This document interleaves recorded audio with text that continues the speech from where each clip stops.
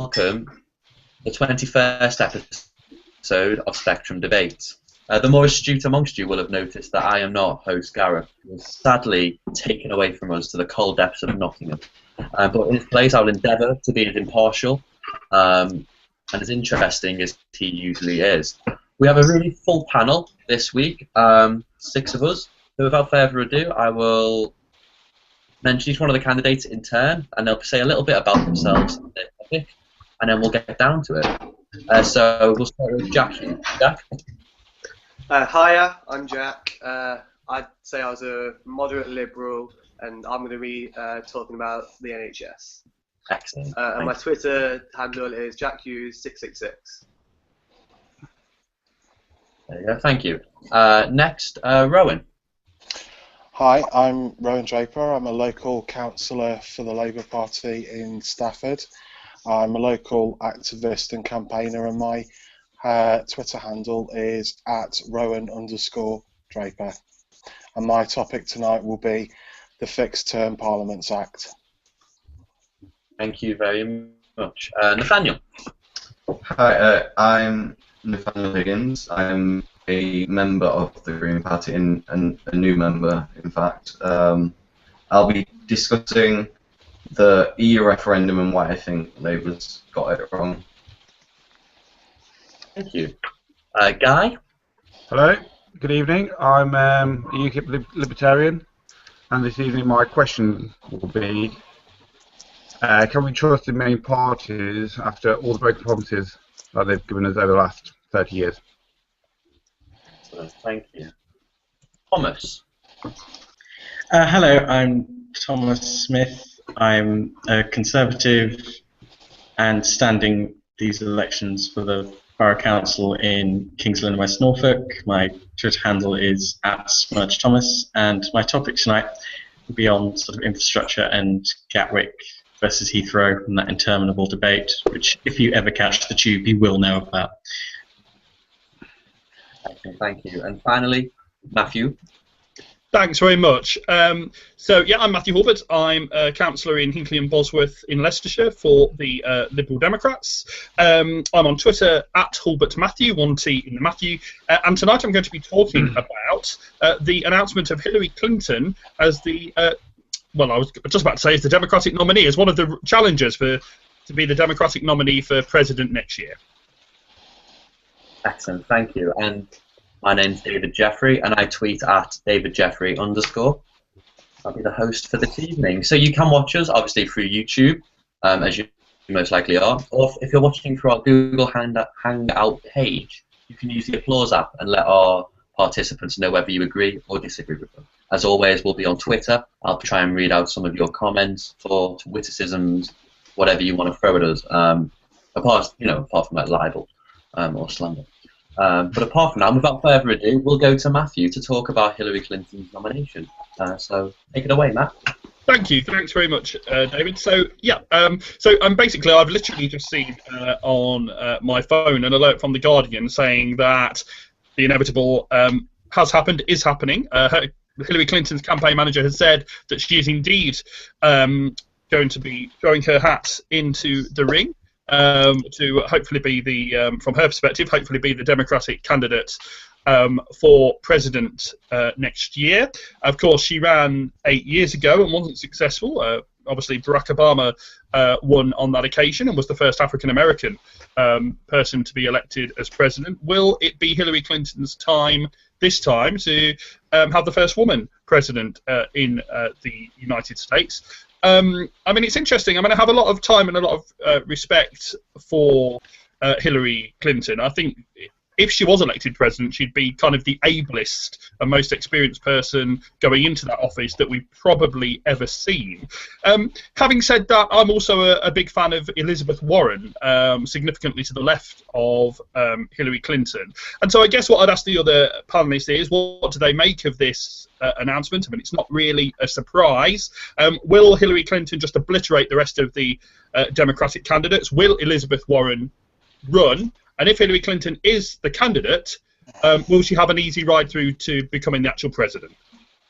Excellent. So we'll start with Rowan. What are your thoughts on this? Well, I think I'd start with 2008. I don't think it's a lock for Hillary. I think that it's all to play for in the Democratic Party, and I think Barack Obama will have shown the route to victory if you have the right ideas, the right campaign, and obviously if you're one of the best orators in the world. To answer Matthew's last question about whether this means that she's a shoo-in for the presidency in 2016, I think without being disrespectful to Hillary, I think we need to look at the Republican field. You know, people like Marco Rubio, Scott Walker, and the like.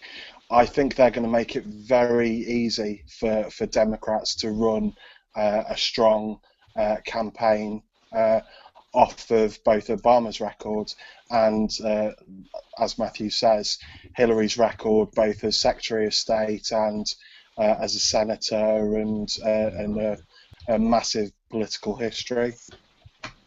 Excellent. So, Thomas, how do you see the nominations playing out? And well, I can sort of think back about, what was it, 9 years ago? We were talking a lot in similar terms. We were saying, oh, well, it's going to be Hillary. And then this random guy no one had ever heard of from Illinois appeared and became the Democratic nominee. And against George Bush, that was almost a coronation. Let's face it, by the end, no one liked W. And it's an interesting question. Is she actually going to, A, get the nomination, because there is this strong likelihood that somebody else will appear from the party. She's been around forever, and she still hasn't got it. And you've got to ask the question, how do you package the person who wasn't good enough the first time to be your candidate the second time for your own party? Yeah, it does beg some awkward questions, which, let's face it, in American politics will be asked a lot, probably in a lot of adverts. And there's also the fact that she's been around forever, and will she actually last those 8 years if she does win? Because Americans have seemed to almost drop the idea of the one-term president. And she's quite old now. You know, she's not a sort of young, sprightly thing, and I can genuinely imagine the Republican attack ad that will consist of, what if Hillary dies? Because, let's face it, that would happen at some point. that is interesting, isn't it? Because as I believe she's, 67 years old. If she does win the nomination, you know, she'll be mid-70s near the end of her second term, assuming she follows the standard American pattern. So, although she might be the most qualified, as Matthew said, is she really the future of American politics, or is she more a past establishment figure that had a chance and blew it? So, Jack, what are your thoughts on this topic? I welcome Hillary Clinton's nomination, to be honest. She's the most qualified to do the job out of people that have already announced the nominations. And when you look on to the Republicans, it's people like Ted Cruz, who oppose gay marriage, who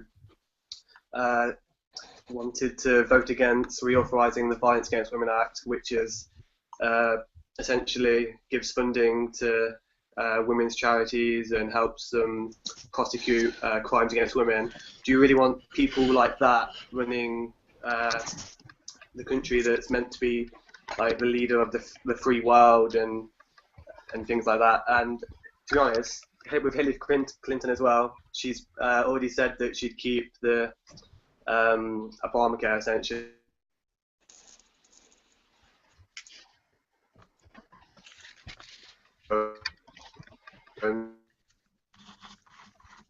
What was that last bit?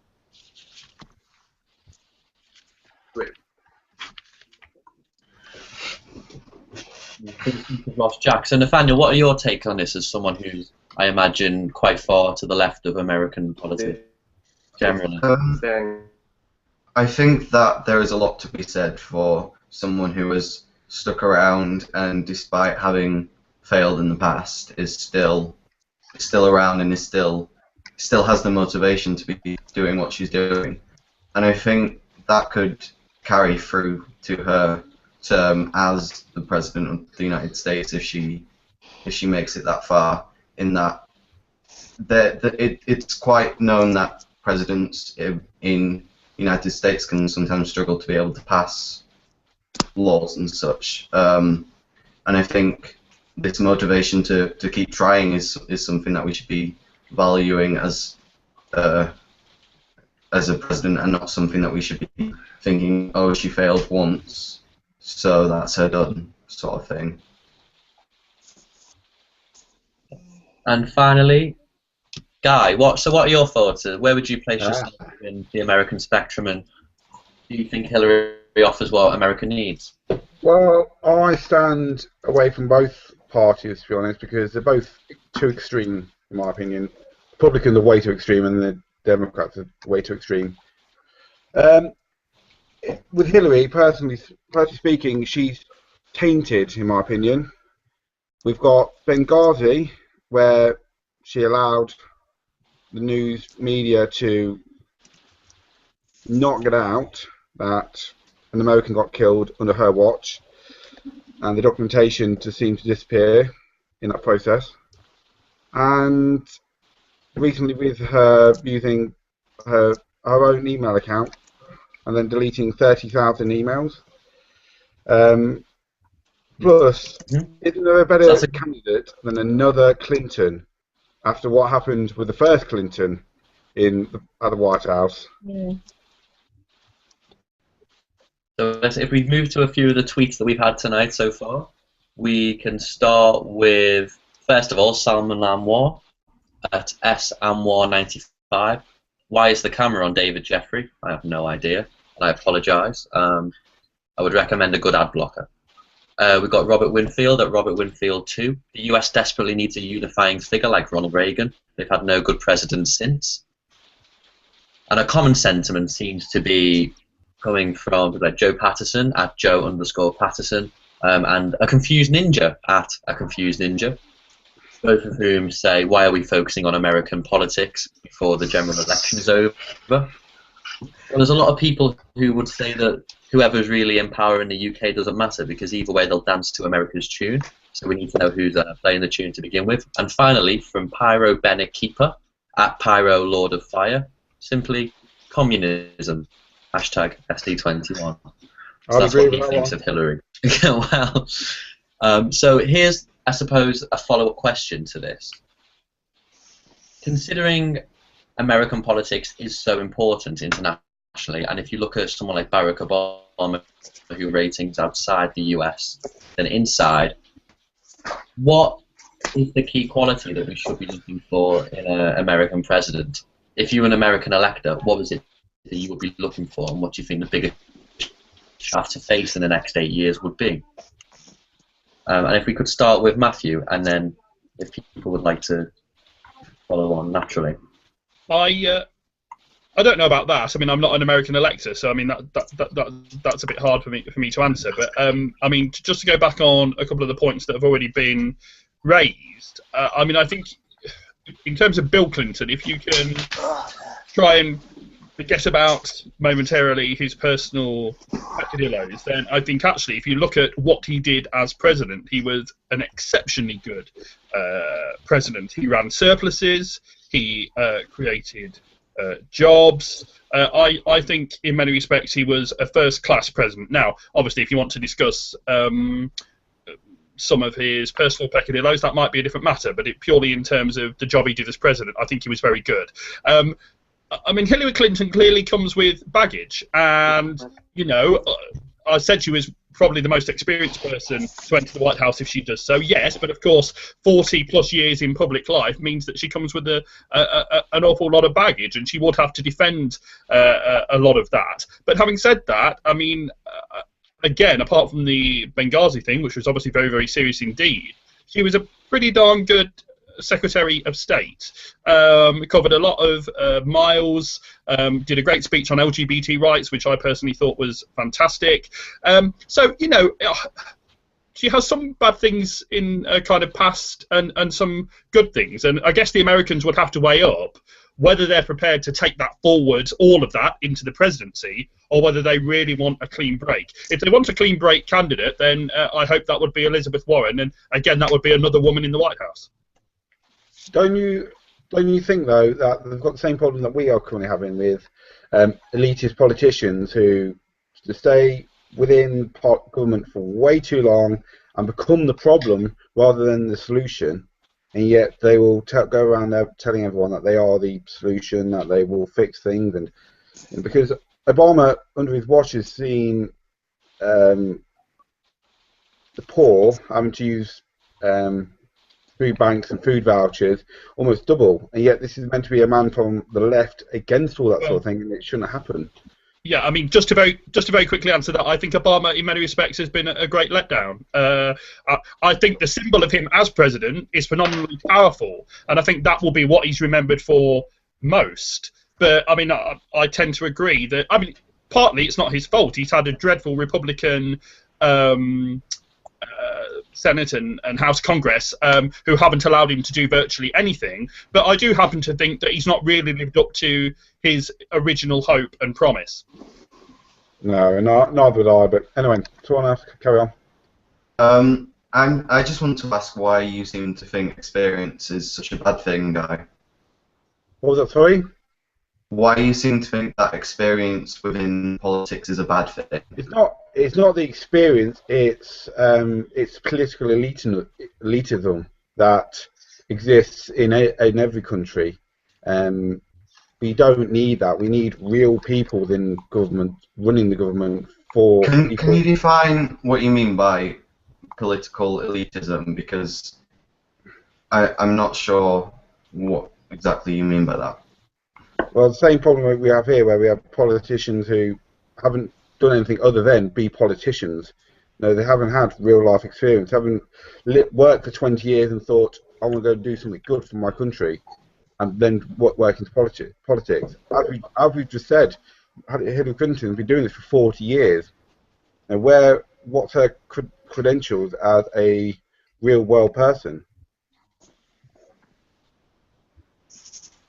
Because personally thinking that's what America's problem is half the time. It goes around bombing and attacking as many people as it possibly can, and it's only caused war after war after war after war. So we need an America that's going to step away from what it's been doing and only step in when it is needed. It was needed in Syria, it didn't step in. It wasn't needed in Iraq, and they did step in. And we need to, well, America needs to have a leader that knows when and what not to do.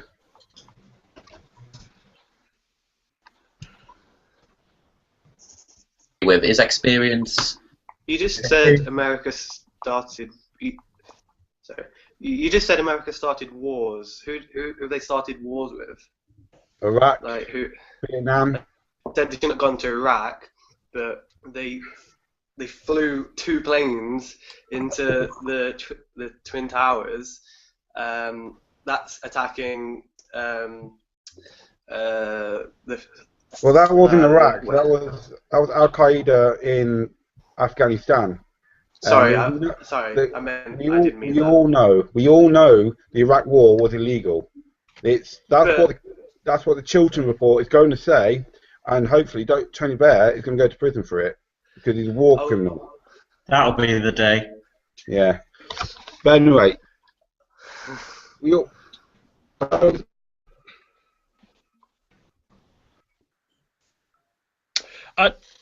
I'm just told that Hillary Clinton has just announced her White House bid, according to BBC News. Alexa, well, on that point, we'll go through a few more tweets. So Joe Patterson, Joe_Patterson, general quality needed for a leader. Substance, does it matter where you come from as long as you can deliver the goods? That's the question. From James at Statism Room 101. Hillary Clinton was an awful Secretary of State, and wanting Elizabeth Warren, unbelievable stuff. Jack Blaine B at Mr. Jack B1. How do you like your steak? Hashtag SD21. Medium. Thanks, Jack. We've got Cameron S, which is at Cameron_surname, who says, if I was British Prime Minister, I wouldn't dance to anybody's tune. That's good to know. You've got my vote. And finally, a confused ninja at a confused ninja. However, we have another 3,000 months of the American election campaign to debate the next American president. Maybe not actually accurate, but without further ado, we'll move on to our next topic. And we'll go with Guy. Hello. We're talking about trust and the broken promises of major parties. So take it away, Guy. Hello. Well, this probably goes to the main three parties, Lib Dem, Conservative and Labour, which are all been shown here tonight. And you need, from a UKIP point of view, I used to vote Tory, but I'm not a Tory, I'm a Conservative in mind.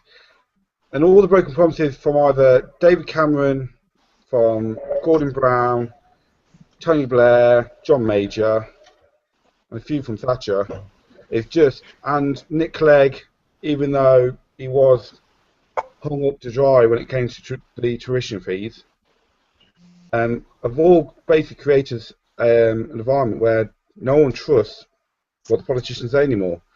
And so why should we trust you anymore? Why should we trust any of the main parties? And that's why we have the rise of UKIP, SNP, the Greens, and hopefully more independent small MPs, sorry. Okay, so I suppose we should maybe go to Matthew to start this off. As an elected politician yourself, how do you deal with situations where you know what you've promised is something that you simply can't deliver due to reality? And what would your advice be to leaders to avoid getting into that situation? Specifically, your own party leader Nick Clegg, who's been roasted on the internet. I'd like to think that tuition fees. Well, I'd like to think that I've not personally made a promise that I've not kept. I'm not sure it relates to me in that sense. All I would say on this topic is that it's all right for a representative of a party that hasn't had power anywhere to start knocking those parties that do take responsibility and actually govern and actually have to make decisions about those occasions when they haven't lived up to what they promised. That's called taking responsibility. And I have to say we have representatives of a couple of parties here, UKIP and the Greens, who both said, albeit that the Greens run Brighton and Hove Council, but certainly in terms of national government, have both said that they won't be part of a coalition. So you have two parties here who are not prepared to govern. And if a party is not prepared to govern, what is the point of those parties? So, I think that is more the question than berating those of us who are prepared to take responsibility and to govern nationally, even if it's at cost to our own popularity, about those occasions when we've not been able to quite live up to everything that we said we'd do. Okay, so Labour Party member, do you feel like every promise that Ed Miliband sets out is something that he should be able to meet if he becomes Prime Minister? Or do you think that he should be able to promise things that are essentially aspirations or ideas? For me, I've heard Ed a number of times say that he wants to be the first Prime Minister that under-promises and over-delivers. But really speaking, or under-promises and over-delivers, I should say. But really speaking, I think it's a question of what do we expect a promise or a pledge to be, in the sense of, for example, when a party says in one manifesto, for example, we want more high-speed rail networks, for example, which UKIP did in their 2010 manifesto, and then just 5 years later they don't want any high-speed rail networks because it seems to be the most popular thing to say at the time. So I just wonder whether it's actually a point about broken promises, or making pledges that you know that you're not going to keep, in the sense of, if you say, for example, you say, we want to achieve this, but because of the situations that happen whilst you're in government, it's unable to be fully realised. For example, Labour talked about House of Lords reform under New Labour, but were unable to get as much of the Lords reform as they would have liked, but had to make a compromise at the time. So yes, they would have wanted to have achieved more, but the country and the people who were responsible for making the decision, they couldn't take far enough with them to see what some people who will vote for a manifesto will say. Well, that's, you know, we wanted a fully elected House of Lords. Well, the improvements were an improvement, but they obviously weren't far enough for some. Okay, so Thomas, there's a lot of people who voted Conservative and ended up with this Conservative Lib Dem government will have seen a Conservative Party jettison a lot of the things that they promised at the election. Why should anybody trust the Conservatives if they're so desperate to go into coalition and abandon their promises? Well, what was the alternative? We have a minority government that falls in 6 weeks? There wasn't a nice, easy option. We had to pal up with the Lib Dems, who haven't really been a natural friend to the Conservatives pretty much for the entire history of the Lib Dems and the previous Liberals. In fact, the last time we ended up being pally with them, we accidentally broke off a chunk and did some serious damage there, which was a bit of an oops, and weakened the Liberals for many, many years. And the reason stuff like this happens is when you get a situation where there isn't a natural government with a majority. When that happens, some of the promises are going to be thrown out the window. And the reason that happens is to actually get a working government. And at that point, the big question is which policies are seen as the big ones? Because in any election campaign, there will be different promises. There will be the promises that they mention every single day. Those are the big promises. The things that are said once are the smaller promises, and let's be realistic here, if you're forming a coalition, are you going to abandon the thing that you banged your drum on the most, as the Lib Dems did with the tuition fees? That's a really bad idea.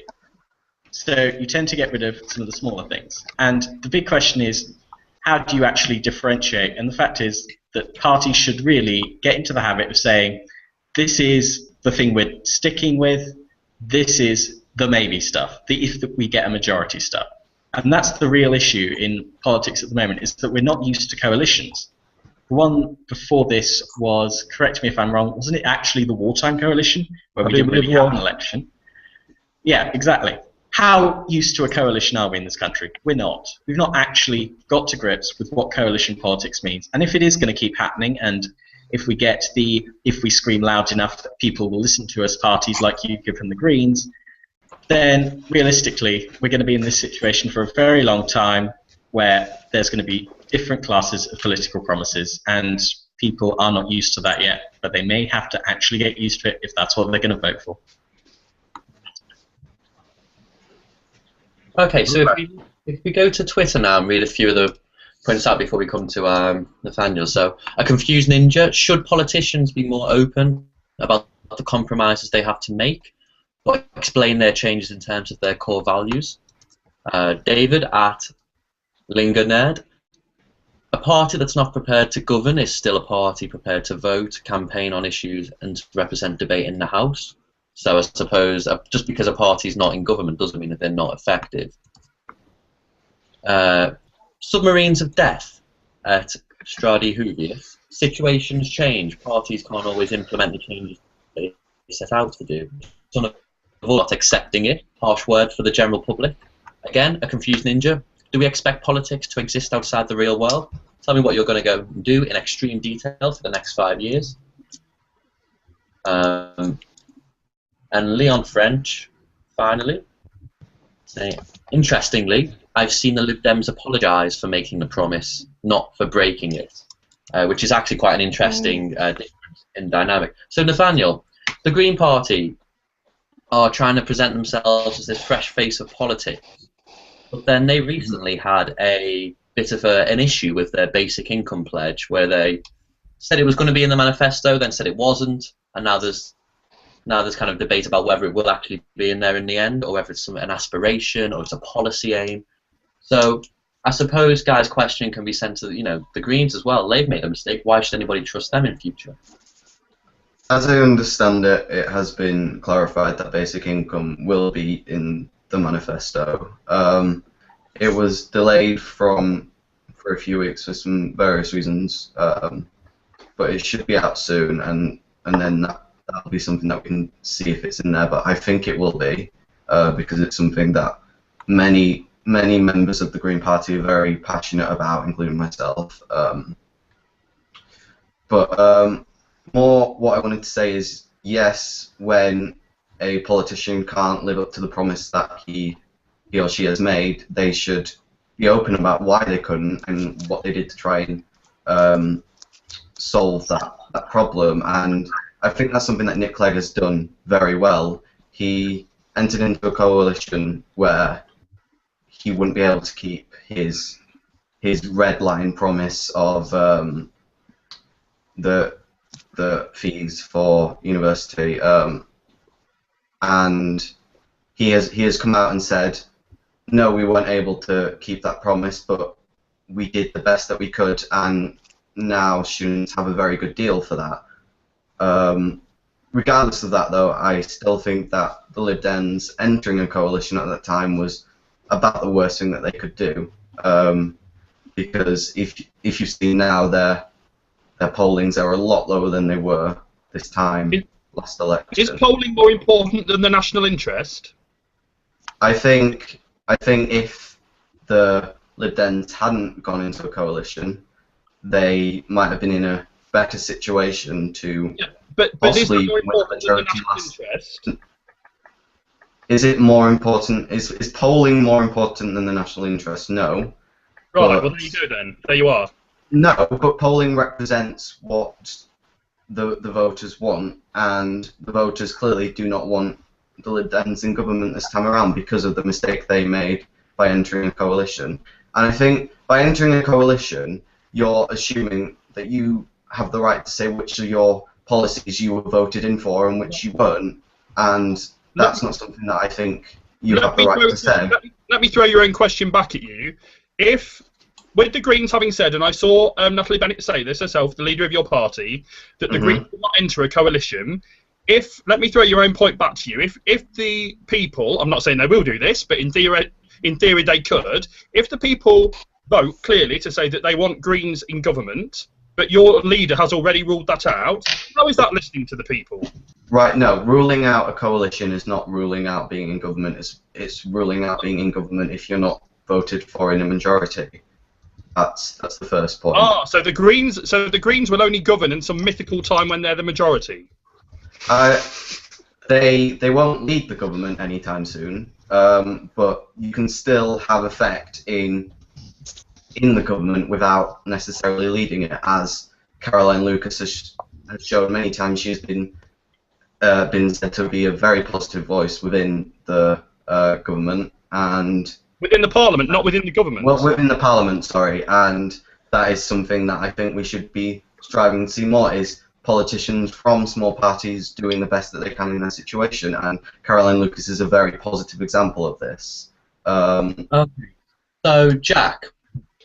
Yeah, I think it's safe. I think it's safe to say the Greens, with probably a maximum of 2 to 3 MPs, aren't going to be really forming a coalition with anybody.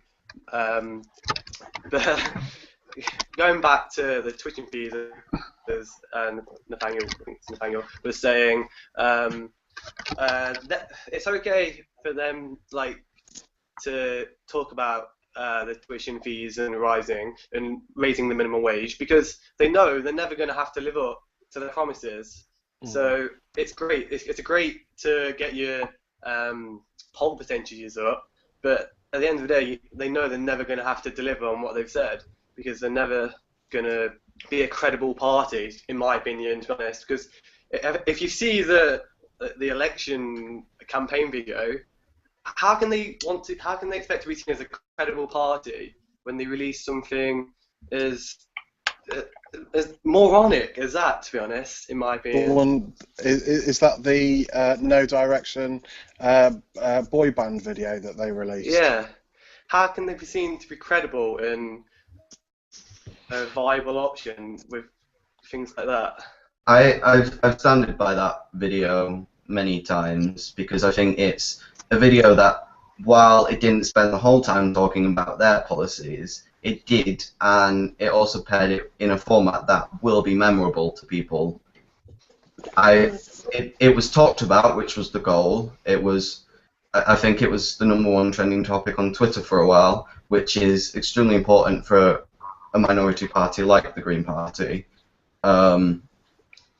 It's very important for people to be talking about them and in turn talking about their policies. Can I ask a question? Yeah. Which is the one place where his party has governed, Brighton and Hove. Has his party kept all its promises there? No. I don't think so. No. Brighton has been turned into a Guys, what we need to remember is, first of all, Nathaniel isn't a spokesperson for Brighton and Hove Council. No, he's not. That's not. But what I'd like to ask you then, guys. I'm not a spokesperson for the Liberal Democrats. No, fair enough, fair enough. But what I'd like to ask Guy is, you talk about trust and broken promises of major parties. That's UKIP all over, isn't it? It's not. And again, it's the same. It's the same point. They're never going to be in government. They're never going to have to live up to these promises. Neither is UKIP, are they? They're not going to get more than 5 MPs. So why should we listen to? Why should we believe what they say? UKIP is the biggest. Next to the SNP, UKIP are going to be the biggest party after them. What about the biggest influence on either Labour winning or the Tories winning? With 5 MPs. No. It's about how many votes we steal off both parties in certain areas. So we haven't been in power. We haven't had the ability to go, right, these are our promises and this is what we've broken. We haven't had the chance to do that. One day we will. I do hope so. Or England won't exist anymore. Scotland will have all the money it wants to flitter away on its. And would UKIP never break any pledges? No? We wouldn't make any that we couldn't. No, you wouldn't make any, exactly. You wouldn't make any. Just to say, the UKIP polling, their fan base, or voter base, is so distributed. They're never going to gain a significant amount of MPs anyway. So. Well, only because of the first past post system that we have, which I actually voted against when I was voting Tory, but. Well, can I just come in on that point, because I think that's an interesting point, that the Liberal Democrats voted against the boundary changes after they had the AV referendum, and I think that ties into the broken pledges. Well, Rowan, when the Liberal Democrats put their priorities first, they chose AV over tuition fees, and when the boundary changes came up for party political interest rather than the national interest, they rebelled against their government colleagues. You talk about House of Lords reform. We could have had it in this Parliament if Labour had voted with the Liberal Democrats and some Conservatives who wanted it. Labour didn't. Why didn't they? For party political reasons. So I shall take no lectures whatsoever from the Labour Party, and I also won't take any lectures from Labour on tuition fees when they said in 1997 that they wouldn't introduce them, and they did, and then they said they wouldn't introduce top-up fees, and they did. So I'll take no lectures from Labour on broken promises. No, I don't want to turn it into an argument, but then I could throw back the votes on the bedroom tax, which the Liberal Democrats, and I know that you support the repeal of the bedroom tax, effectively the Liberal Democrats went to everywhere and sundry to say that they hated the bedroom tax and they would vote against it, and 7 times it was put forward in the House of Commons, and they voted against it every single time, including in the Lords. I'd have voted to support the Labour motions on those occasions. Okay, so guys, this is all very interesting. We've only got an hour left, 50 minutes left. Doesn't time fly when you're having fun? So, Guy, if you could just wrap this topic up for us, and then we will move on to Nathaniel with an EU referendum, which I'm sure will be just as riveting. Can't wait. Well, personally, I don't think I can trust any of the current leaders anyway. Don't like Ed Miliband. Don't like David Cameron. Don't like Nick Clegg. And the Greens, I just think, are a bunch of nutcases. So let's move on to the EU referendum. Okay, so Nathaniel. So I just kind of like to talk about why I think Labour are looking at the EU referendum wrong. So they don't want an in-out EU referendum for the purposes of the economy, supposedly. And I think sometimes you have to think there are more important things than maybe a slight lapse in the economy or whatever may or may not happen in the event that a referendum happens, because we are a democratic nation. We are a nation that listens to its people, supposedly, and we should listen to them when people are saying that we want an EU referendum. And when there's polls saying yes, we want to be voted out of the EU, then we should give the people that platform. Obviously, I don't want to leave the EU for economic reasons as well, but I think it could be a positive thing for us to give the people a platform to say if they do or not, as well as educating them why it could be a bad idea to leave the EU. So, Rowan, so Ed Miliband's famously against a EU referendum. Yeah. Is that something you agree with? And if so, why? Well, I'm kind of agnostic about the EU referendum personally, but I can see Ed's point about it. I think of the businesses where I live that trade across the world, and especially in Europe, and I just think at a time when effectively a new incoming Labour government would want to be focusing on the NHS, would want to be focusing on the economy and getting the deficit down, and the rest of what our manifesto will outline. I just think, you know, we're going to have 2 years of infighting with the Tory party as to whether they go in or out, and we know that Cameron doesn't actually really want to leave. We know that he's just being pulled apart by UKIP and his awkward squad on the backbenches. So I just think, you know, what is best for the country, and that's why I say I'm agnostic, because I think the people should have a say if it is the most important issue, but I don't think it's the most important issue. I think dealing with the cost of living crisis and making sure that our country is back on track. I mean, we've got a massive issue in social care, and you know, what do we want to be focusing on? We want to be focusing on an argument that happened, you know, 30 or 40 years ago, that really only matters to the right wing of the Tory party and UKIP, because a lot of other people they want to focus on the real issues. Well, I don't think the real issues all come from the fact that we have open door immigration. Our health service is being flooded. We haven't got houses for the immigrants that are coming in anymore. It's forcing our kids not to be able to afford their own houses, and the rent's going through the roof. So to say the EU isn't important to be talking about is total rubbish. We need to be talking about it because it's the problems. No, what politicians, because they haven't listened to us, because Blair didn't give us the referendum, because we wasn't given the Lisbon Treaty referendum by the Tories. Yes, we have been flooded. For those who don't live in parts, so I live in Leicester, and Eastern Europeans have absolutely flooded one part of Leicester to a point where it's unrecognisable now. Well, I think the important point to come back on that is governments of both colours haven't done enough on housing. Governments of both colours need to do more on the national minimum wage, and Labour wants to increase it to £8 by the next Well, Parliament. where are we going to build these houses without destroying the green belt? Respectfully, you can't though, have this it isn't. both ways.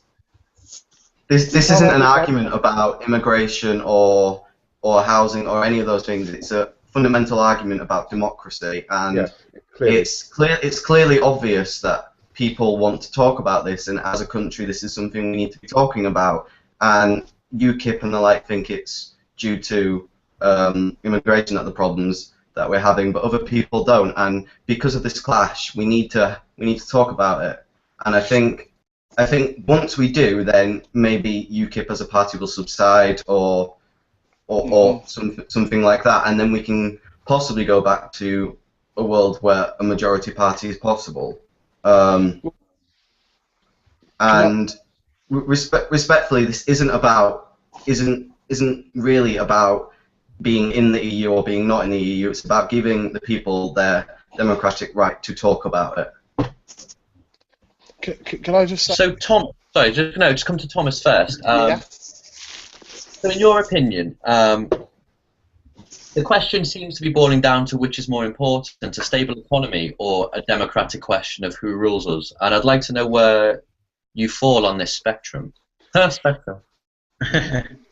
Yeah, well, frankly, we've got to actually have the vote, because we've been moaning on about Europe for years.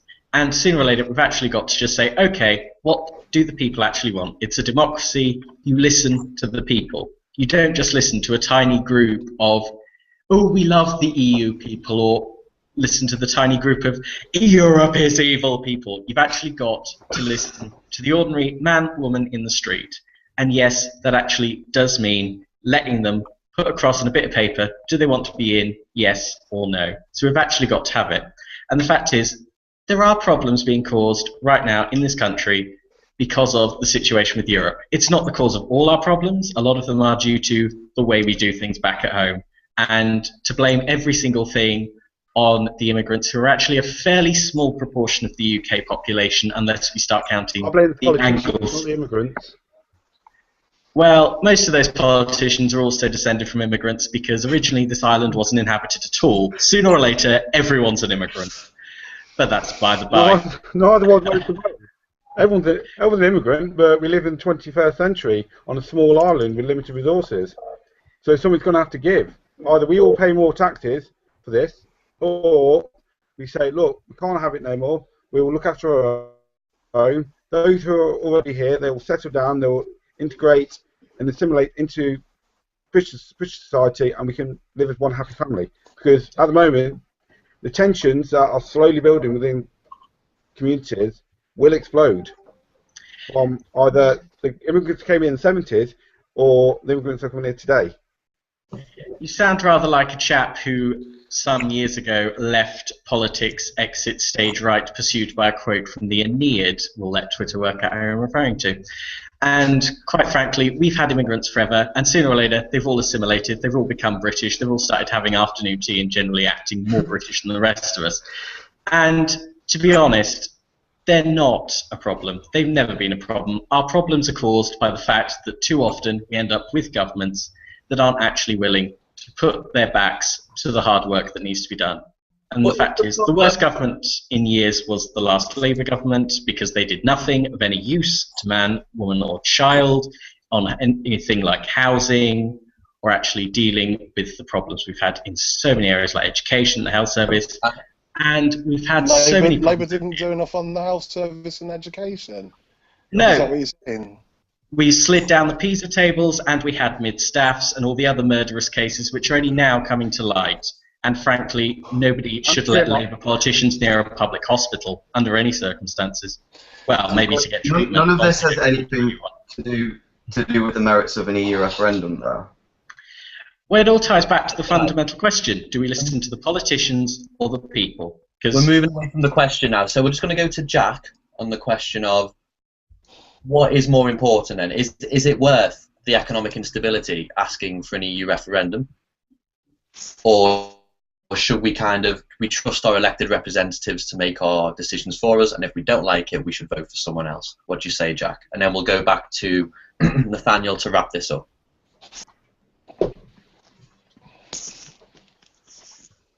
Jack, can you hear us? No? All right then. So we'll just go to Nathaniel. Oh, sorry. No, completely wrong. Matthew, I apologise. I forgot that you haven't said anything in this topic. So. Thank you. Yeah, I mean, I just wanted to say that my view is that there should be a referendum as and when there's a major treaty change. I think that would absolutely be the time to give the people their democratic right. Until then, and there doesn't appear to be a major treaty change in the offing. Until then, I think, why upset the apple cart? I mean, I think the EU gives us so many benefits. It's not perfect, and absolutely needs reform to make it more accountable. But I think we get so many benefits from the EU, and I'd just say, as someone else from Leicestershire, that I think Leicester is a beacon of multiculturalism, and really a beacon of hope. And I'm darn proud to be from this county and to have Leicester as my nearest city. Okay, so Nathaniel, if you'd just like to wrap up this topic, then what do you think the decision should be? Economy or democracy? I think I obviously think democracy is the most important thing in our country. In the event that there was a referendum, I would definitely vote to stay in the EU because I am in favour of the EU.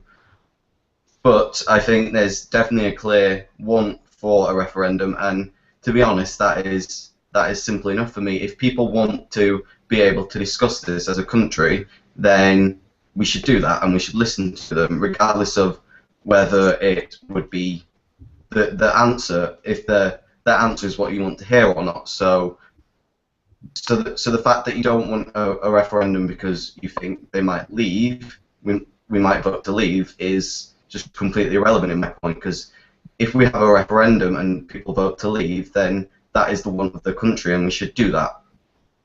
Is the end of my point, I think. Okay, so we shall move to Rowan now, who's talking about the Fixed Term Parliament Act. Take it away. Okay. Well, one of the things that the Liberal Democrats and Conservatives introduced in government in this coalition was the Fixed Term Parliament Act, which means that we will now have elections every 5 years on a regular basis. Now, we used to have snap elections when it was called by the sitting Prime Minister of the day or not, as political situations would dictate. So I just wanted to ask how people felt it has gone and whether they'd like to see it stay or be chucked out with whoever is next in government. Okay, so if we start with you, Matthew. What are your views on the Fixed Term Parliament Act and the effect it's had on the government and how it acts? Oh, I think it's a good thing. I think it means that we know where we stand.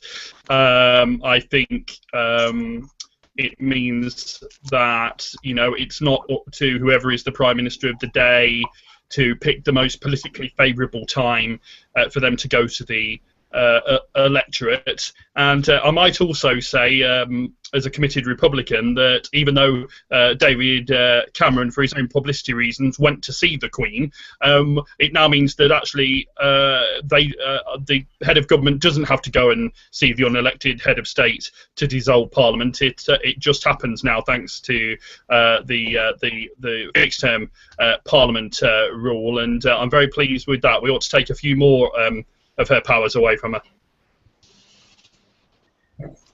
Okay, so Jack, do you think... back? Okay, I'm back. Jack, are you back yet? You there? I didn't hear any of what was just said. No, well, this isn't probably... Guy, Fixed Term Parliament Act. Right, I do believe it. It's got some good points. It's a bit long. I think 4 years would probably be better. 5 years, I think you can get too bogged down with what's happened in the past, and I think the current Conservatives and Lib Dems have definitely got bogged down with everything that's gone wrong, like within the coalition and Parliament. Unlike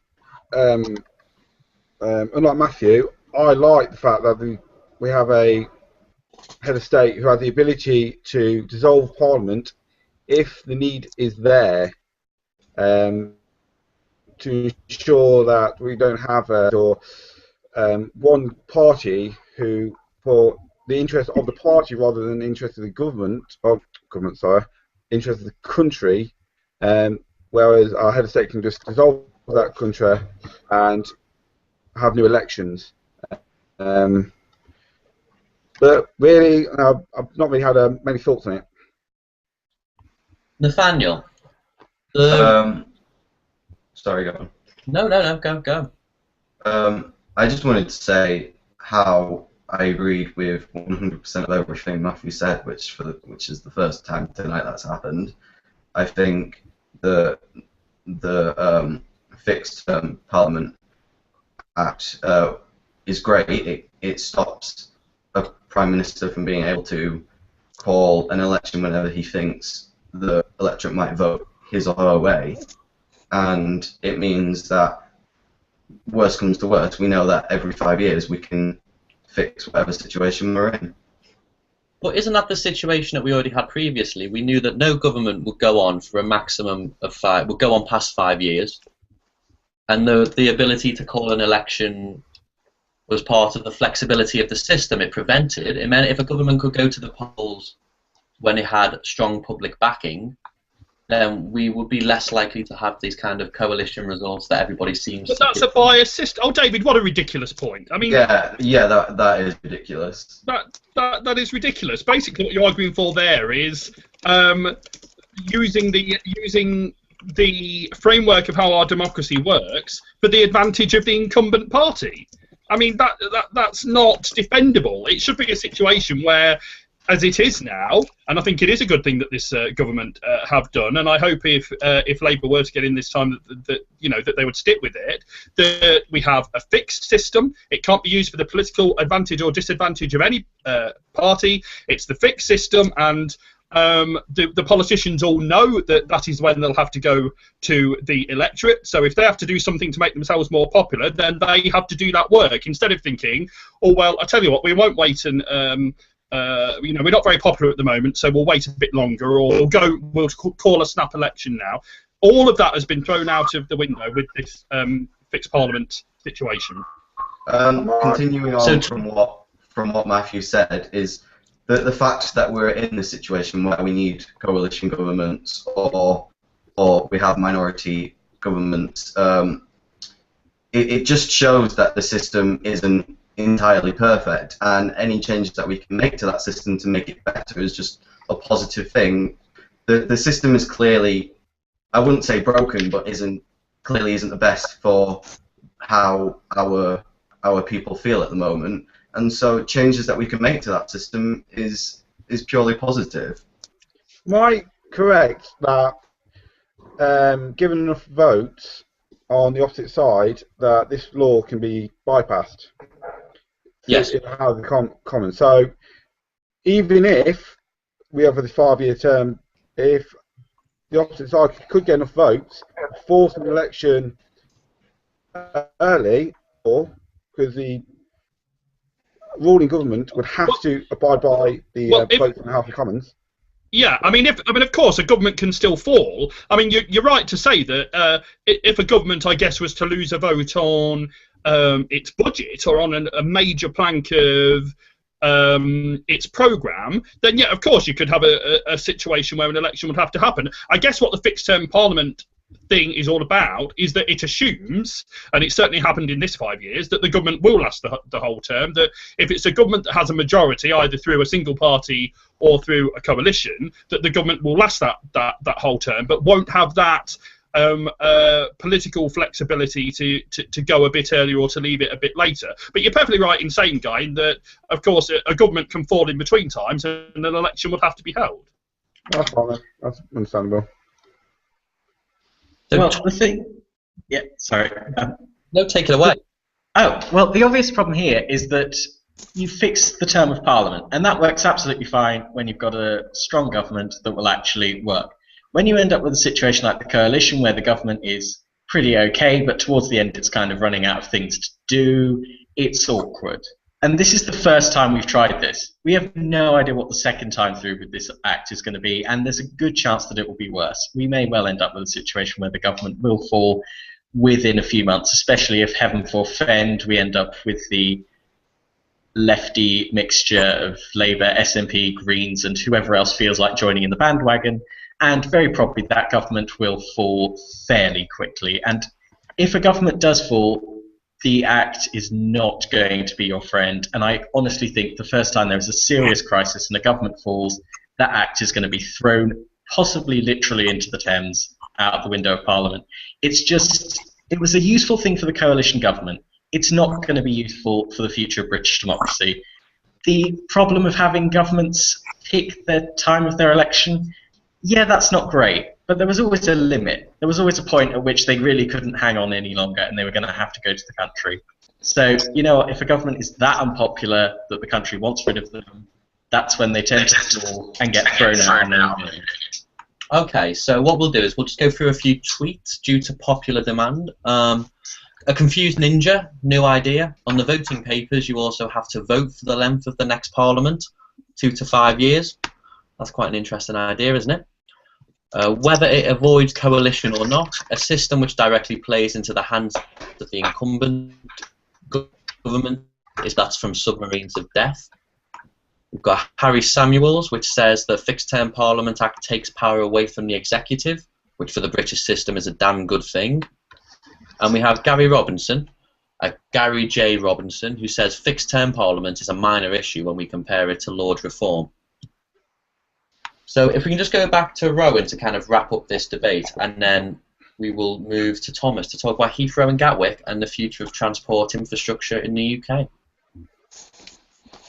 Okay, well, the Fixed Term Parliament Act, I think, has been a very positive step. Sorry, I'm getting a little bit of feedback. So, yeah, basically. Oh, lovely. There you go. So we think it's been a good thing on balance. Okay. Yeah, so, I think it has been. One thing I would say is that from a campaign perspective, it's helped people fundraise. They've got enough leaflets and the rest of the things. Whereas previously you could be caught on the hop. Okay, so talk us through this Heathrow-Gatwick debate and why it's important for people who don't live in London. Well, the obvious reason that it's people who are living outside London is because everyone uses an airport if they want to go abroad. And the majority of us tend to go through either Heathrow, Gatwick, Luton, Stansted, one of the London airports, unless you are way up in the north, where it would be a pain to get to them. So that's the obvious reason why it matters to the rest of the country. And the big problem is that we've got multiple airports, and we have no idea which one is going to get the next runway. We need another runway. That's unavoidable. And the big question is, where are we going to put it? If we put it at Heathrow, a lot of people are going to be mad. If we put it at Gatwick, we've got to link Heathrow and Gatwick in such a way that they can function as one airport. And either way, it's going to cost a lot of money and probably irritate a lot of people.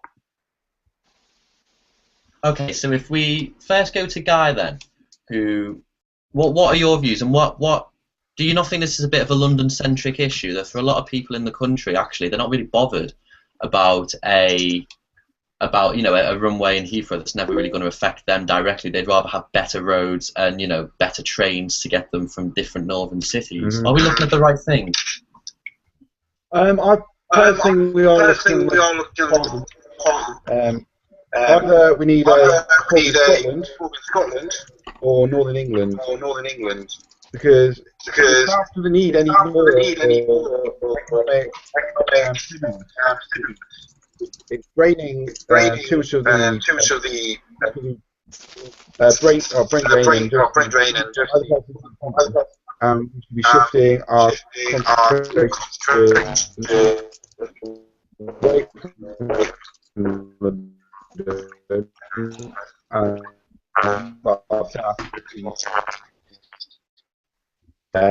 up north, Wales, Cornwall. I don't think the Midlands, Northamptonshire, Derby. We do need better trains. I believe we should reopen the Great Central Railway that went through Leicester because that's what we need. We need a train system that goes not to London, but straight to the south, through the Midlands, through Sheffield, through Leeds, with trains linking onto that from Liverpool, from York, Grimsby, you know, and the like.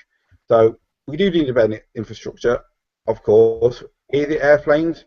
Is it HS2? Well, that's debatable, but personally speaking, like I said, it is just a London issue, and I think a lot of other people have got other ideas of what that money should be spent on, or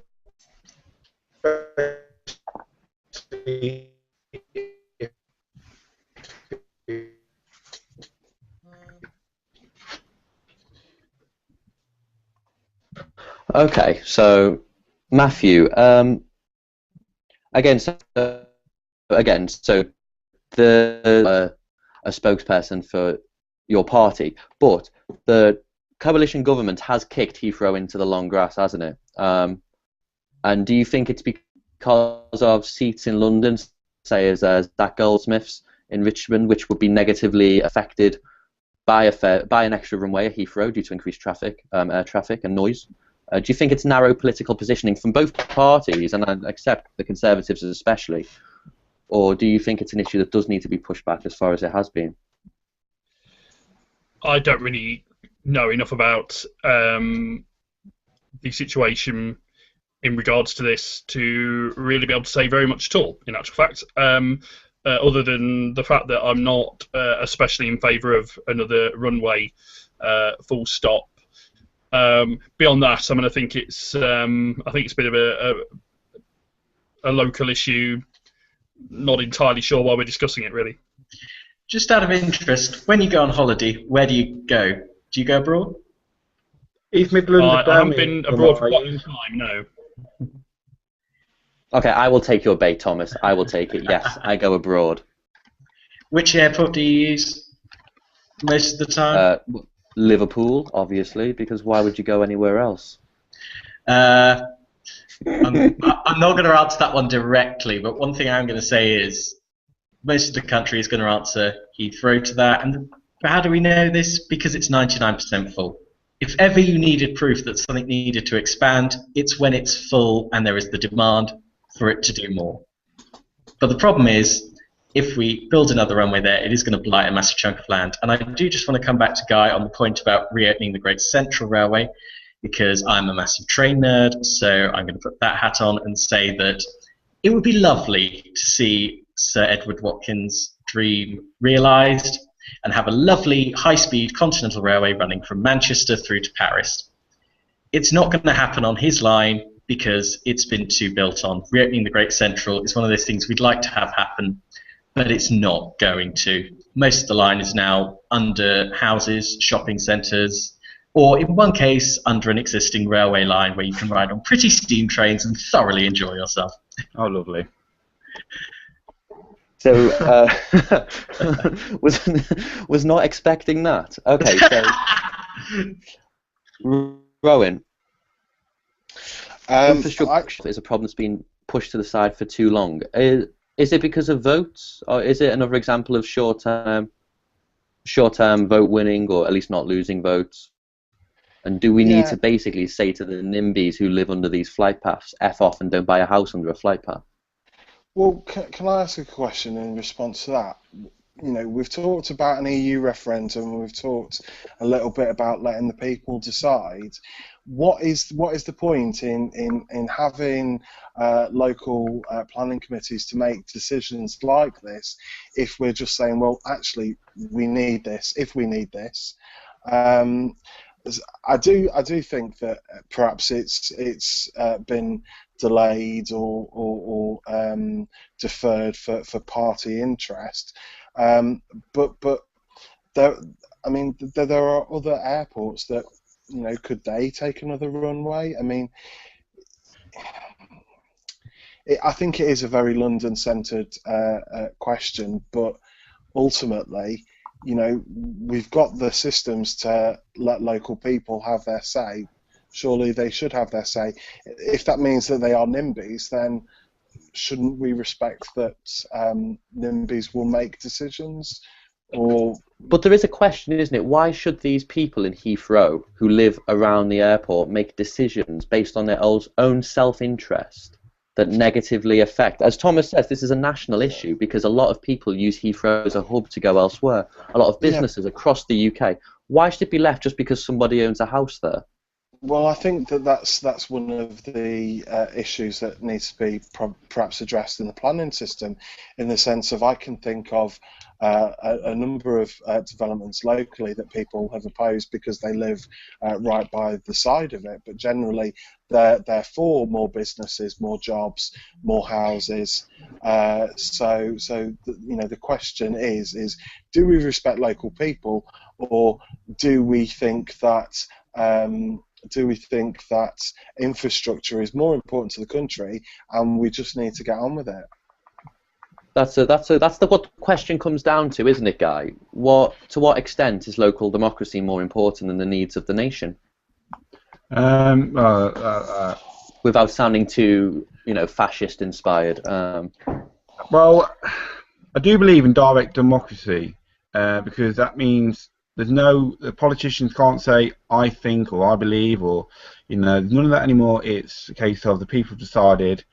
Should it be a local matter, something else on the grand scale, but it's going to directly affect them more than anything.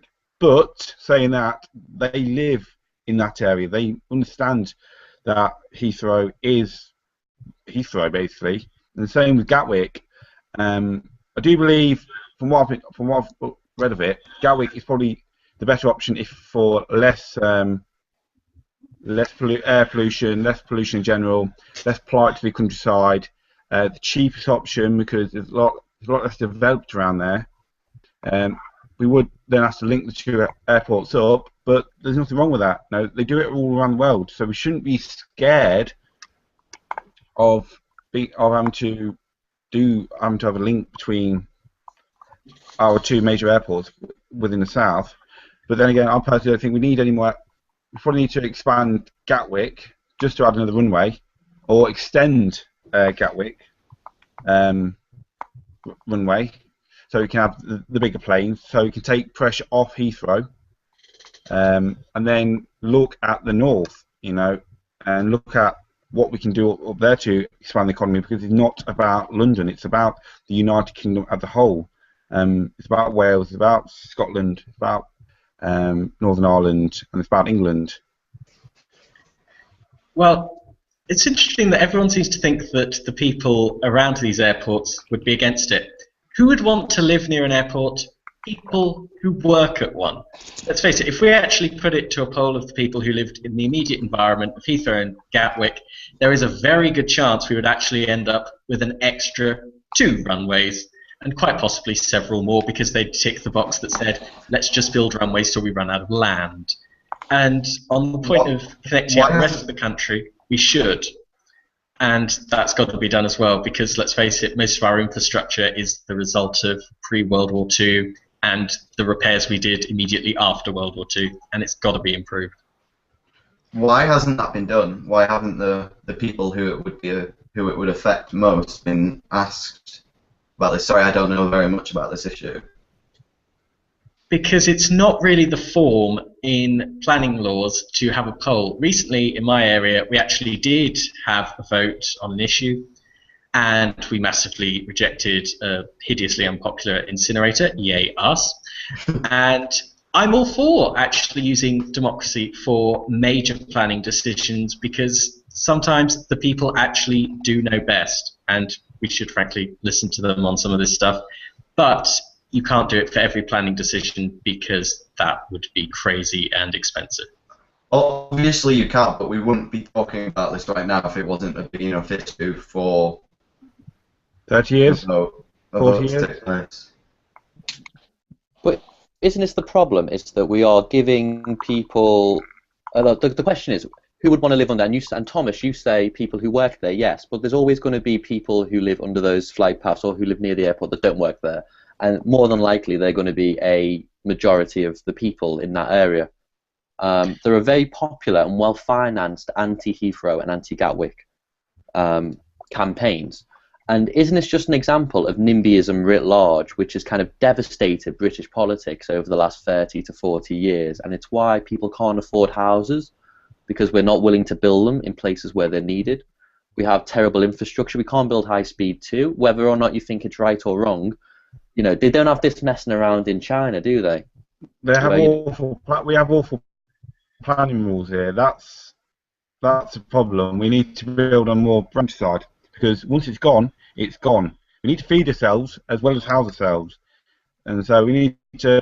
When it comes to housing, we need to move away from probably housing. We need more apartments like they have in the Netherlands. You know, it works over there, so there's no reason why it can't work over here. But not the tower blocks that we had in London, which just caused massive amounts of crime and drug-fueled problems. Well, I Anyway, don't think the buildings themselves caused it. And the other thing to remember is we've not actually been able to feed ourselves since Queen Victoria was pretty. So, you know, that ship sailed years ago. To a few tweets now. So we've got Robert Winfield at Robert Winfield 2. We need better rail connections, and he'd like to examine whether cheaper alternatives to high speed 2 are feasible. But he is absolutely opposed to Heathrow. Cameron_surname, Cameron S on Twitter, asks, what is a Heathrow? A row of Edward Heaths. Southerners are strange. I agree. Leon also says, I tend to use airports up north, you know, because I'm a northerner, and I'm not going to travel down south for a southern ego trip. And we do see things like Manchester Airport becoming a new big central hub. And Joe Patterson just sometimes goes to airports because he wants to step outside Yorkshire, and we've all had that feeling. But finally, this is quite an important question. Leon French wants to know what the panel think of Boris Island. Awful.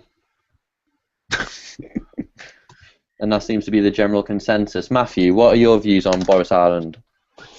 I have no idea what Boris Island is or why I should be bothered about it. Well, that's a fair response, actually, and I think a lot of people think the same. So, okay, so if we could just go back to Thomas then to kind of wrap up on what he thinks the future of Heathrow and Gatwick is, and where would you back, Thomas, or would you build runways everywhere? Well, my natural inclination is just to say, first of all, give the people who live there an actual say and see if they are massive NIMBYs, or if in fact the public perception of people who live near airports is way out, which would in itself be interesting. And second of all, realistically, the most important thing is to actually get our act together and make a firm decision. And the sooner we do that with all infrastructure projects, we actually start building infrastructure, the better. Excellent. Well, on that point, I'd like to thank our guests for joining us. Sadly, we've lost Jack into the internet. Return safe for next week's show. But I'd like to thank Jack, Rowan, Nathaniel, Guy, Thomas, Matthew. You'll all be happy, very happy to know that next week Gareth will be hosting once again. But before you go, if you can just go over to Spectrum Debate on our website, and you can vote in the post-show poll of who you think was the best debater. Sadly, you can't vote for our technician or our broadband providers. But apart from that, you can vote for whoever you want. Sadly, I don't have the results from last week with me, but you can just assume that Gareth won because we all love host Gareth, and long live the host. But thank you for joining us, and we'll hopefully see you next week.